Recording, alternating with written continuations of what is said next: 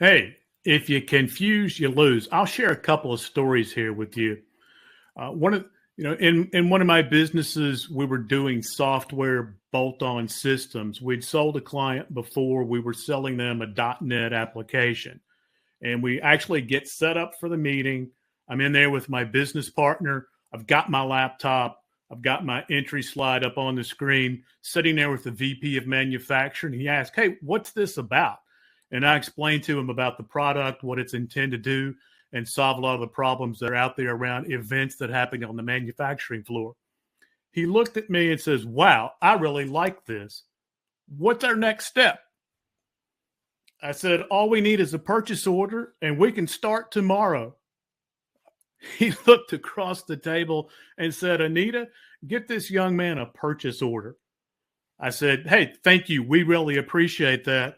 I closed my laptop and said, "Hey, I think we're done here."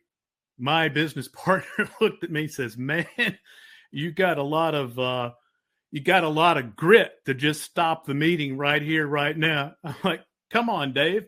What are we gonna do? The guy just offered us a purchase order. If we keep talking, we're just gonna lose the deal." So that's one thing. You've got an opportunity, take advantage of it, move on, move quickly.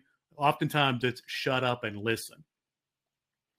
One of the other aspects I'd like to share with you on confuse, you lose is the corollary or the opposite of what we just talked about, where you've had multiple meetings perhaps with a client. You've been there, done that, you're familiar with a lot of the players in the room, but there's been some time since you last spoke. One of the things that will kill a deal or kill a relationship or confuse people is when you make an assumption that they already know where we've been, what we've done, what decisions have been made.